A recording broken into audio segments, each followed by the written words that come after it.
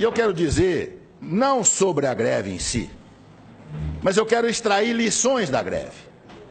E gostaria de chamar a atenção de todos para alguns problemas que nós vamos começar a vivenciar daqui para frente, a partir do momento em que o povo começou a perceber que ele verdadeiramente é o detentor do poder. Começou a perceber que o que está escrito na Constituição Federal, que todo o poder emana do povo, não é só para estar escrito, é para ser praticado. E isso vai causar muitas mudanças na nossa vida e principalmente na vida política deste país. O que está acontecendo, ou o que aconteceu, pode surpreender apenas quem nunca estudou história.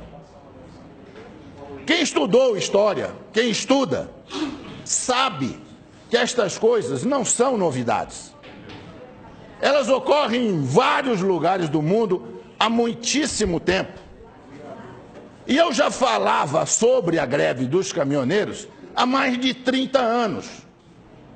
Se alguém aqui duvidar, dá um convite, entra na minha página do Facebook e os senhores vão ver diversas manifestações de ex-alunos meus, lembrando que eu dizia em sala de aula que um dia os caminhoneiros descobririam aqui o poder que possuem e que o dia que isso acontecesse, nós viríamos coisas que nunca pensamos em ver. O que eu era? Uma pitonisa? Um adivinho? Não, um sujeito que estuda e que conhece a história. E eu convido os senhores também, se quiserem entender o que eu estou falando, a procurarem. Não temos mais videolocadora, mas procura no Netflix, procura no Now. 2 filmes. Um chamado Fist, F-I-S-T, com o Sylvester Stallone, antes dele ser o Rambo, antes dele ser o Rock. Ou então peçam um filme chamado Hoffa, H-O-F-F-A, com Jack Nicholson. Os 2 filmes tratam do mesmo problema. O que os caminhoneiros fizeram nos Estados Unidos na década de 60. O presidente do Sindicato dos Caminhoneiros da América do Norte, dos transportadores de de carga, o Jimmy Hoffa, um dia à noite foi buscado em casa por 4 pessoas e nunca mais se ouviu falar dele. Nem o rastro, nem o cheiro. Provavelmente está sepultado em um pilar de ponte que estivesse sendo concretado naquele momento ali em Nova York. E lá nos Estados Unidos inteiro dizem que foi o Kennedy quem mandou matá-lo, porque não aguentava mais o que os caminhoneiros estavam fazendo com o governo americano. Assistam o filme. Tem 50 anos esse filme. E eu já dizia para os meus alunos, então, o dia que os caminhoneiros do Brasil descobrirem isso. E os caminhoneiros do Brasil não tinham a organização que os americanos tinham, porque isso foi possível graças ao rádio PX que eles tinham em cada caminhão. Cada caminhão tinha um rádio PX, num determinado momento houve um comando e eles simplesmente pararam os Estados Unidos. Nós não tínhamos rádio PX, mas de repente descobrimos que temos uma coisa que funciona quase tão bem ou melhor, chamado WhatsApp. Os senhores não fazem ideia do que o WhatsApp vai fazer daqui para frente. Se a sociedade brasileira descobrir que se ela se organizar, ela tem o mesmo poder, nós vamos ficar abismados com as coisas que vão acontecer nesse país.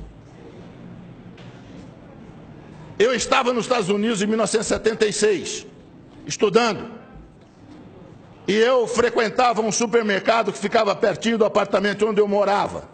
E lá eu comprava café brasileiro, café cacique. Pois um dia eu cheguei no supermercado, havia uma placa na prateleira onde estava o café, cheio de latinha de café cacique, e a placa dizia assim: não compre café brasileiro. E eu fiquei surpreso, eu falei, se o proprietário não quer vender café brasileiro, é só tirar da prateleira.